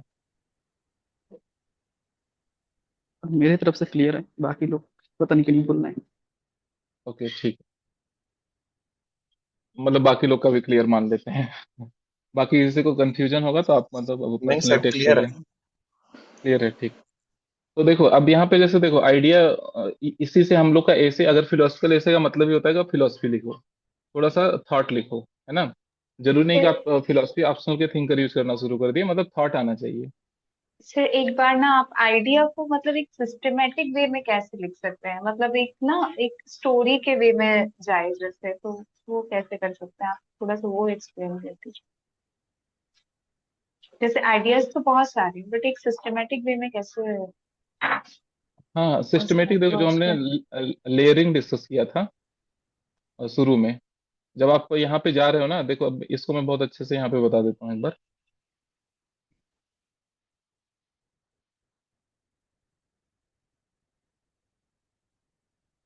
हम्म जो आप सिस्टमेटिक बोल रहे हो ना, वो आपका यहाँ से आएगा। जैसे जूम आउट अप्रोच आप यूज कर रहे हो, पहले आप इंडिविजुअल लेवल पे अप्लाई करो, फिर जैसे फैमिली लेवल पे जाओ तो वहाँ पे आप कुछ चीजें बताओ, सोसाइटी लेवल पे जाओ तो फिर वहाँ पे जैसे कास्ट सिस्टम, सती पर्दा, ये सब बताओ, है ना। स्टेट या नेशनल लेवल पे आप जाओ तो कुछ इशूज हाईलाइट कर सकते हो, जैसे यहाँ पे आप इसरो की बात कर सकते हो, जैसे हमने चंद्रयान 3 की बात किया। ग्लोबल लेवल पे जाओ तो जैसे यहाँ पे जैसे मान लो ट्रम्प क्या बोलते हैं, climate change is a hoax, है ना, मतलब एग्जिस्ट नहीं करता है। तो वो क्या दिखा रहा है कि वो लोग ट्रुथ समझना ही नहीं चाह रहे हैं। ठीक है, वो लोग जो इनविजिबल चीज है उस साइड को देख ही नहीं पा रहे हैं, क्लाइमेट चेंज हो गया, या फिर टेररिज्म हो गया, ठीक है, या फिर साइबर सिक्योरिटी का थ्रेट है, राइट। तो ये सब क्या चीजें हैं, और एक तरीके, मतलब ये देखो आपको थॉट लिखना है और एग्जाम्पल को ऐसे इस तरीके से आपको ले जाना है, पहले इंडिविजुअल लेवल पे, फिर फैमिली लेवल पे, फिर सोसाइटी, फिर स्टेट, फिर नेशन, फिर ग्लोबल, राइट। तो आपका हर स्टार्टिंग जो आर्गुमेंट होगा, आइडिया होगा, आइडिया से होगा, फिर आप उसको इंडिविजुअल लेवल पे, पहले जितने 2-3 पैराग्राफ में आप उसको लिखना चाहो इंडिविजुअल लेवल पे थिंकिंग करो, फिर उस अपने आइडिया को फैमिली लेवल पे कनेक्ट करो, फिर अपने आइडिया को सोसाइटी लेवल पे कनेक्ट करो। इस तरीके से आपको आगे बढ़ना है। आप कोई भी इसमें सोचोगे तो हम लोग उस पे यहाँ पे उसको अप्लाई कर सकते हैं, है ना। जैसे मान लो यहाँ पे हमने बाउंडेड रेशनैलिटी ले लिया, तो बाउंडेड रेशनैलिटी मान लो आप सोसाइटल लेवल पे हो, या फैमिली लेवल पे, या फिर इंडिविजुअल लेवल पे हो, तीनों लेवल पे अप्लाई हो जाएगा।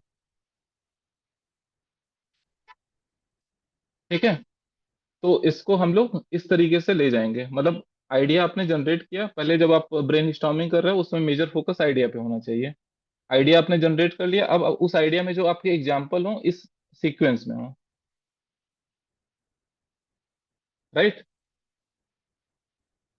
नहीं तो क्या होगा कि फिर ऐसे में फ्लो नहीं आएगा। मान लो आपने शुरुआत सोसाइटी से कर दिया, फिर उसके बाद इंडिविजुअल पे चले गए, फिर उसके बाद ग्लोबल चले गए, फिर उसके बाद नेशनल चले गए, तो फ्लो नहीं आएगा। और देखो जितने थॉट होते हैं वो सब पे अप्लाई होते हैं, या फिर मान लो अगर आपको लग रहा है वो थॉट कोई पर्टिकुलर आइडिया फैमिली लेवल पे अप्लाई हो रहा है तो उसको वहीं पे यूज करो, है ना। अब जैसे मान लो यहाँ पे करते हैं क्या है हम लोग, जैसे यहाँ पे पहला वाला जैसे अष्टावक्र वाला है ना। इसको हम लोग मान लो अप्लाई कर दिया सोसाइटी, यहाँ पे लिख दिया हमने सोसाइटी लेवल पे इसको लिखेंगे। एलिगेरी ऑफ के पे इसको हम किस पे अप्लाई कर दिया, इंडिविजुअल लेवल पे। जो जो इंडिविजुअल पे अप्लाई हो रहा है उसको हमने इंडिविजुअल लिख दिया। ठीक है। अर्जुन वाला भी सोसाइटी पे आ जाएगा।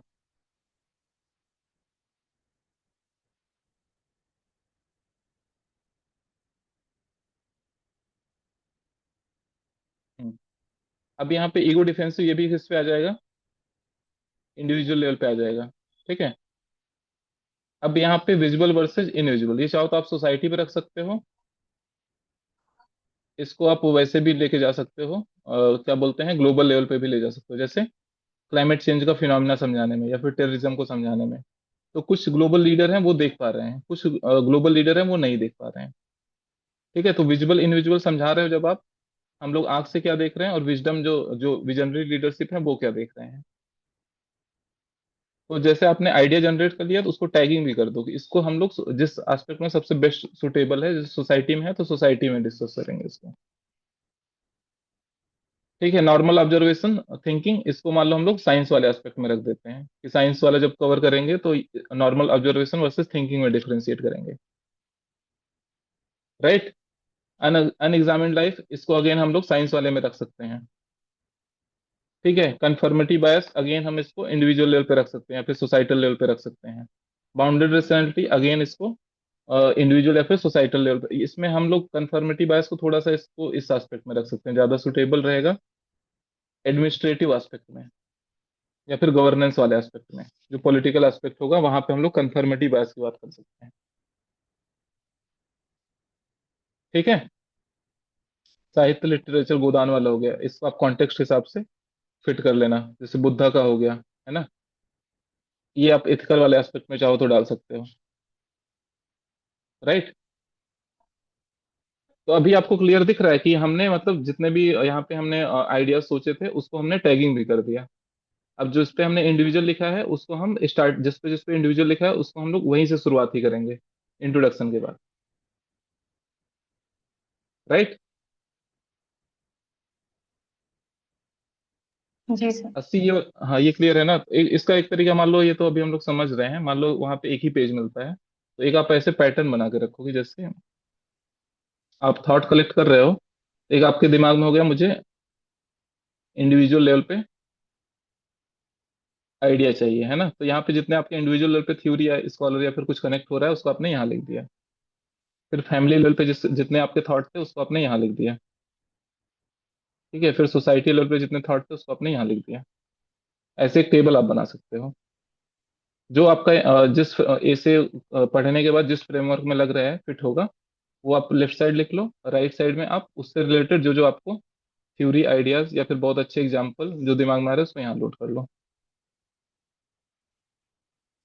तो उससे क्या होगा कि जब आप इंडिविजुअल शुरू करोगे तो आप इन्हीं चीजों से स्टार्ट करोगे, और ये आपके क्या है, एक एक चीजें जो हैं वो आइडिया है। जी सर। ठीक है। एग्जाम्पल कलेक्ट करने में टाइम वेस्ट बहुत ज्यादा नहीं करना है, मतलब एक दो एग्जाम्पल हर एस्पेक्ट में रहे, मतलब इतना इंश्योर करना है। ठीक है। लेकिन ऐसा नहीं होना चाहिए कि जो हम लोग 20 मिनट ब्रेन स्टॉर्मिंग कर रहे हैं उसमें से 15 मिनट बस एग्जाम्पल पे जा रहे हैं। एग्जाम्पल 4-5 मिनट ठीक है, बाकी 15 मिनट आपका जाना चाहिए आइडियाज पे। अभी क्लियर है इसको कैसे हम लोग और ऑर्गेनाइज कर सकते हैं, जो आइडियाज हैं उसको ऑर्गेनाइज इस तरीके से करना है। जो अब जब आप थिंकिंग करोगे इसी पैरामीटर पे आप सोच सकते हो कि जैसे मान लो कोई थॉट आपके दिमाग में आया, जैसे कंफर्मिटी बायस है ना, तो आप यहाँ एडमिनिस्ट्रेटिव वाला लिखे हो तो यहाँ पे कंफर्मिटी बायस इसके सामने लिख दिए। ठीक है। आपके दिमाग में आया कि क्या बोलते हैं साइंस वाला एस्पेक्ट यहाँ आपने लिखा है, उस समय आपके दिमाग में आया कि ये वाला हम लोग सोच सकते हैं science versus human incapability of humans, तो वो हमने यहाँ पे लिख दिया। मेरे दिमाग में मान लो आया ईगो की बात आई, ईगो वाला हमने यहाँ डाल दिया, ईगो वर्सेस ह्यूमिलिटी। ठीक है। तो इस तरीके से आपके थॉट में जो जो मतलब जो थॉट आपके दिमाग में आ रहे हैं उसको अप्रोप्रिएट जगह पे उसको रखते जाओ। फिर आप उन्हीं थॉट को जोड़ के आप जैसे यहाँ पे इंडिविजुअल में जितने हैं उसको एक पैराग्राफ में कर दो, दो तीन पैराग्राफ में। फिर फैमिली लेवल पे आ जाओ, फिर सोसाइटी लेवल पे, फिर इकोनॉमी लेवल पे, ठीक है, फिर एडमिनिस्ट्रेशन, फिर पॉलिटिकल। अब इसको इस ये वाला जो हम लोग लेयरिंग कर रहे हैं इसको आप एक बार पहले से आप बना के रखना कि मतलब मेरा ऐसे तो इसी पैरामीटर या इसी तरीके से जाएगा, है ना। ऐसा ना हो कि एग्जाम में आप एडमिनिस्ट्रेशन लिखें फिर उसके बाद इकोनॉमी लिख रहे हो। तो आप मतलब पहले से ही जो भी थॉट, जो भी आपको सही लग रहा है लेयरिंग, जो आपका सही लग रहा है उसी ऑर्डर में रखो, कोई दिक्कत नहीं है, लेकिन उसको पहले से ही प्रैक्टिस कर लो कि ये 10-15 हेडिंग है मेरा और इसी ऑर्डर में आएगा, ठीक है। जी सर। जी सर। और जूम आउट वाला मतलब यही है कि आप पहले माइक्रो लेवल से जाओ, फिर मैक्रो लेवल, पहले आप अपने ऊपर चीजों को अप्लाई करो या इंडिविजुअल लेवल पे अप्लाई करो, फिर उसको ग्लोबल लेवल पे अप्लाई करो, है ना। तो एक एक स्टेज से ऐसे आगे बढ़ते हैं, तो उससे ऐसे में बहुत अच्छा फ्लो भी आता है और वो एक कनेक्शन भी दिखता है, राइट। तो अभी हम लोग जी समझ लिए आइडिया वर्सेस आर्गुमेंट, और थेसिस बचा है कोट।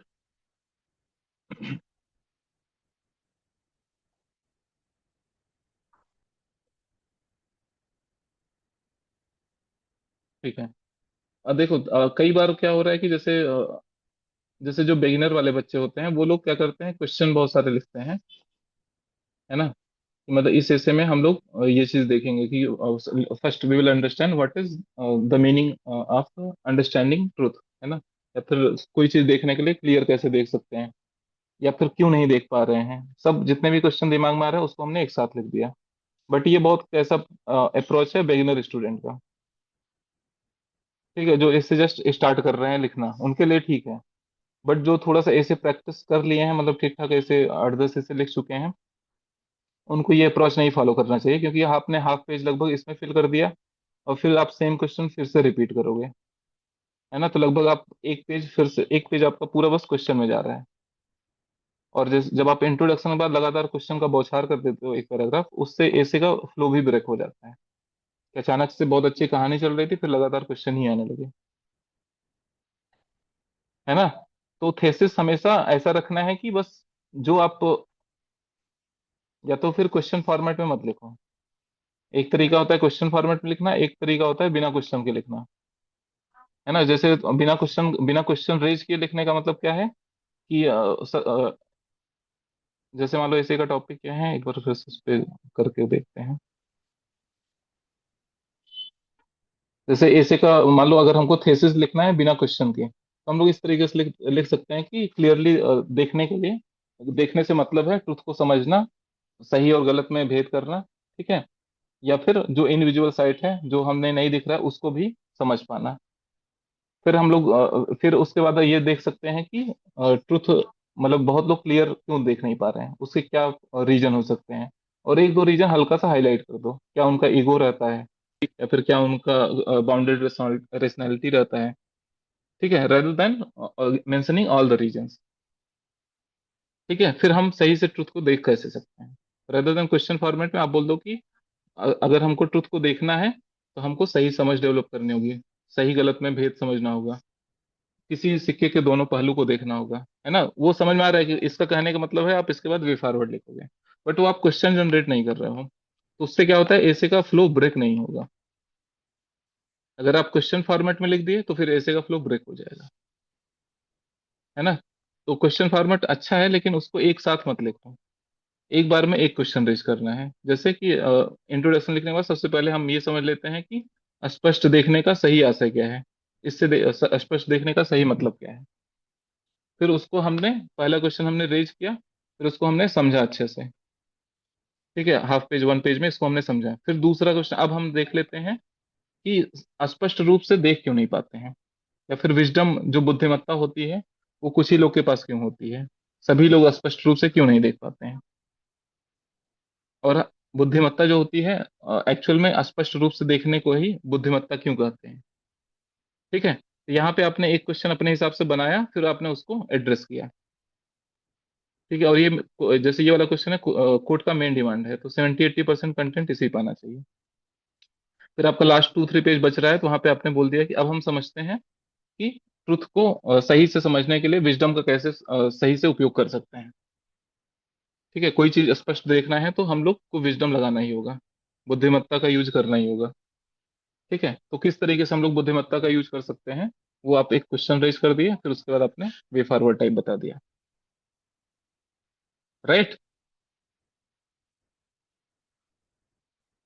तो एक क्वेश्चन रेज करो, उसको अच्छे से इलेबोरेट करो, फिर दूसरा क्वेश्चन रेज करो, फिर उसको इलेबोरेट करो, तो वहां पे ऐसे में आपका फ्लो ब्रेक नहीं होता है।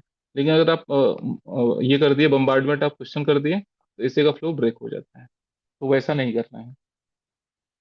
ठीक है, एक एक क्वेश्चन लाना है, उसको एड्रेस करना है, फिर दूसरा क्वेश्चन, फिर उसको एड्रेस करो, फिर तीसरा क्वेश्चन, फिर उसको एड्रेस करो। ठीक है, तो यही हम लोग का थेसिस है। और देखो कोड का यूज देखो कई तरीके से होता है, बट जो मुझे बेस्ट तरीका लगता है, जैसे मान लीजिए हम लोग का एक पैराग्राफ ये है, अब दूसरा पैराग्राफ ये है, लेकिन अब अगर आप इसके बीच में कोट लिख दिए, कई बार ऐसा होता है कि आपने ये पैराग्राफ बहुत अच्छे से लिखा, लेकिन जो आपने कोट लिखा बहुत अच्छे से कनेक्ट नहीं हो पाया। ठीक है, तो वो क्या करेगा, आपका अगला पैराग्राफ भी खराब कर देगा। राइट। और यहाँ पे कोट लिखने के लिए आपको एक लाइन यहाँ पे वेस्ट करना होगा, एक लाइन आपको यहाँ पे वेस्ट करना होगा। ये कोट लिखे हैं तो उसको बताना भी पड़ेगा ना, इस कोट का मतलब ये है, या इसलिए हमने यूज किया है। लेकिन अगर दूसरा तरीका क्या है, जैसे आपका ये पैराग्राफ है, आप ये लाइन लिख रहे हो, इसी में जो लास्ट वाला लाइन है या फिर बीच में जहां पे भी आप यूज करना चाहो, उसी को आपने वहीं पे आपने कोट लिख दिया, उसी को कनेक्ट करते हुए। और उसको चाहो तो डिफरेंट पेन से लिख सकते हैं, ब्लैक पेन, इन्वर्टेड कामा में करके, ऐसे चलेगा ना। तो वहां पे आपको एक्स्ट्रा लाइन इसके लिए डेडिकेट नहीं करनी होगी इस कोट के लिए। अगर आप यहाँ बीच में डालते हो, तो उसके पहले आप एक दो लाइन का कॉन्टेक्स्ट बनाना पड़ेगा, बैकग्राउंड सेट करना पड़ेगा, और फिर लिखने के बाद इसमें समझाना भी पड़ेगा। ठीक है, लेकिन अगर आप ऐसे लिखते हो तो आपको ना कॉन्टेक्स्ट सेट करना है, सीधा आप वो एक फ्लो में आ रहा है, कंटिन्यूटी में आ रहा है। और यहाँ पे लिखने का मतलब एग्जैक्ट अगर रिलेट हो रहा है तभी आप लिख पाओगे, नहीं तो लिख भी नहीं पाओगे। तो हमेशा जब कोट लिखना होता है तो एकदम एग्जैक्ट की डिमांड को एड्रेस करे तभी लिखना चाहिए, नहीं तो अगर वो रिलेटेड नहीं है तो वो फिर फ्लो ब्रेक कर देगा। क्योंकि वहां पे होगा क्या, एग्जामिनर बैठ के सोचने लगेगा कि ये कैसे रिलेट कर रहा है पहले पहले वाले पैराग्राफ से, या फिर ऐसे के थीम से, या फिर इसके बाद वाले पैराग्राफ से। ठीक है, लेकिन अगर वो बहुत अच्छे से रिलेट कर रहा है तो उसको रुकना नहीं पड़ेगा, तो यहाँ से वो इंप्रेशन अच्छा जाएगा, फिर वो नेक्स्ट पैराग्राफ में मूव कर जाएगा। लेकिन अगर थोड़ा सा डेविएशन है, या फिर आपको बस कोट याद था, लिखना था तो आपने लिख दिया, लेकिन उतने अच्छे से रिलेट नहीं कर पाया आप, तो क्या होगा कि उसको यहाँ पे बैठ कर सोचना पड़ेगा, उसको खुद से रिलेट करना पड़ेगा। और जब खुद से रिलेट करना पड़ेगा तो फिर वो रुकना पड़ेगा। ठीक है, तो हम लोग को कोशिश करना है कि इस तरीके से ऑर्गेनाइज करो। अ, यहाँ पे भी आप अलग से लिख सकते हो, कोई दिक्कत नहीं है, बट लेकिन ऐसा लिखो कि वो एकदम अच्छे से कनेक्टेड रहे पैराग्राफ से। थोड़ा सा भी डेविएशन हो, थोड़ा सा भी लगे कि ऐसे की डिमांड से डेविएट कर रहा है, तो उसको आप मत लिखो। राइट। तो एक ये कोट वाले चीज में ध्यान रखना है।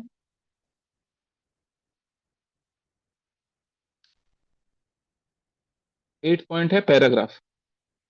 ठीक है, जैसे हम लोग पैराग्राफ लिखते हैं, पैराग्राफ को पैटर्न बस यही रहेगा, आइडिया, फिर आर्गुमेंट, फिर लास्ट का एक दो लाइन आपका रहेगा एग्जाम्पल।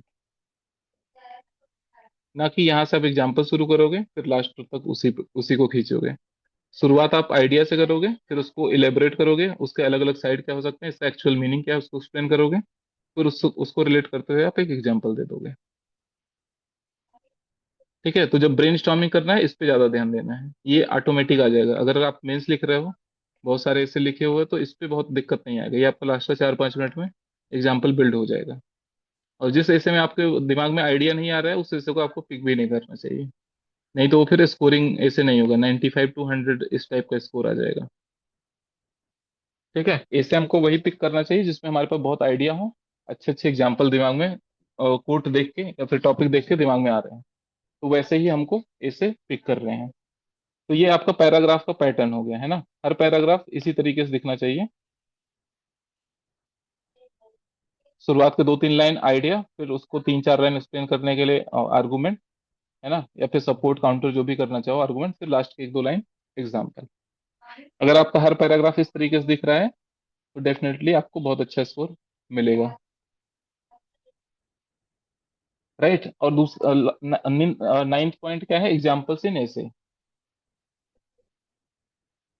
एग्जाम्पल्स पे एकदम सबसे कम ध्यान देना है। जो एग्जाम्पल के चक्कर में गया उसके मार्क्स मतलब समझो गए, क्योंकि यहाँ पे एकदम लिस्ट स्कोप है इनोवेशन का।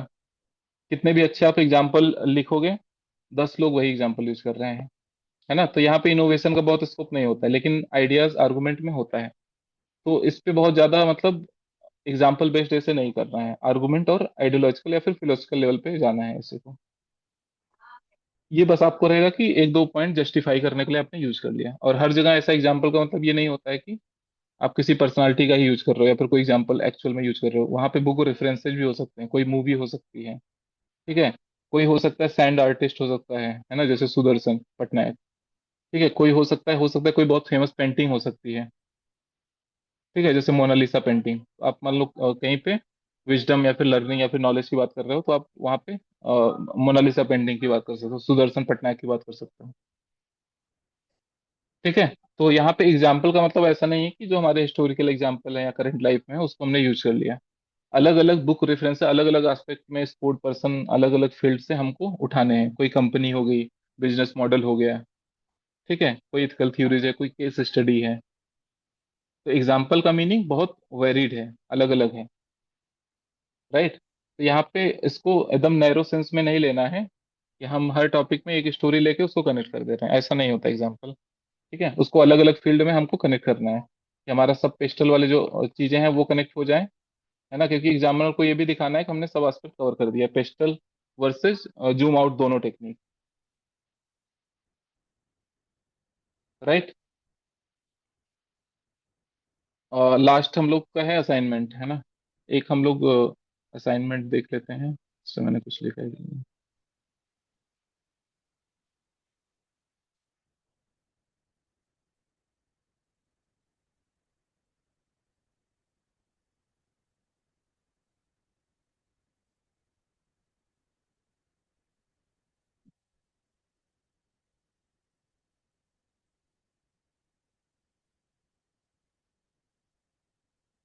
ठीक है,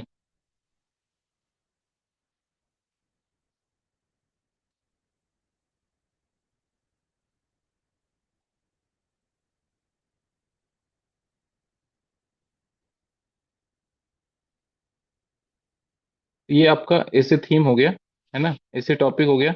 आप मतलब इस पे करना क्या है, आप लोग को 10 to 15 आइडियाज जनरेट करने, ना कि एग्जाम्पल, ठीक है। एक आप सोचो थोड़ा फिलोसफिकल एनेक्डोट जो आपका यूज कर पाओ, थेसिस आप कैसे बनाओगे, और 10 to 15 आइडियाज, है ना। ये आप करके एक बार मुझे भेजना, ठीक है। किसी का कुछ क्वेश्चन है? सर मैं एक चीज ऐड करना चाहता हूँ। बोलो। सर जैसे मेरे एक्सपीरियंस मुझे पता चला लैंग्वेज को लेकर होता है, हमें हम्म हम्म ऐसे आइडियाज पे ही लिखना है, लेकिन उसका लैंग्वेज थीसिस की तरह ना हो तो अच्छा होता है। मैं बाकियों को बताना चाहता हूँ, उसका हम्म लैंग्वेज थोड़ा सा लचीला हो, साहित्यिक हो, तो पढ़ने में अच्छा लगता है। बिल्कुल। इमोशन, जैसे एग्जाम्पल के तौर हम्म पे ये हम लिख रहे हैं जलवायु परिवर्तन से तापमान बढ़ रहा है, इसकी जगह अगर आप कोई और ये लिखेगा कि जलवायु परिवर्तन से धरती कांप रही है तापमान से, इस टाइप का थोड़ा सा हम्म फील के साथ, हम्म तो ज्यादा यस अच्छा यस। नंबर आता है। हाँ हाँ ऑब्वियसली। मतलब वही तो है जिसके मतलब लैंग्वेज पे कमांड अच्छा है। जैसे इंग्लिश में किसी कैसे को बहुत अच्छा मार्क्स मिल रहा है ना, तो उनका कभी वोकेबुलरी देखोगे या फिर सेंटेंस फॉर्मेशन देखोगे, थोड़ा सा एक्स्ट्राऑर्डिनरी होता है, बहुत अच्छे से चीजों को आर्टिकुलेट कर पाते हैं, ठीक है। तो और ऐसा नहीं कि ये चीजें मतलब तुरंत आप सीख सकते हो, जितना ज्यादा आप लिखोगे, जितना बार अपना ऐसे पढ़ के उसको रिफाइन करोगे, कीवर्ड चेंज करोगे, लैंग्वेज चेंज करोगे, उतना उतना ही आपका इम्प्रूव होते जाएगा लैंग्वेज पार्ट, ठीक है। तो इससे तो डिफरेंस आता है, मतलब 10-15 नंबर का डिफरेंस आराम से आ जाएगा इससे, ठीक है। बट ये क्या है कि मतलब ऐसा नहीं कि कोई इमीडिएट सीख सकता है, इसमें थोड़ा सा टाइम जाता है आपका, कि आपका उस पर्टिकुलर लैंग्वेज पे कितना कमांड है, उसके कितने अच्छे से कीवर्ड आपको पता है, कितने अच्छे से आप आर्टिकुलेट कर पाते हो, ठीक है। तो इस पे हम लोग कभी आएंगे, मतलब आर्टिकुलेशन कैसे पॉइंट को करना है कि वो बहुत इम्पैक्टफुल लगे।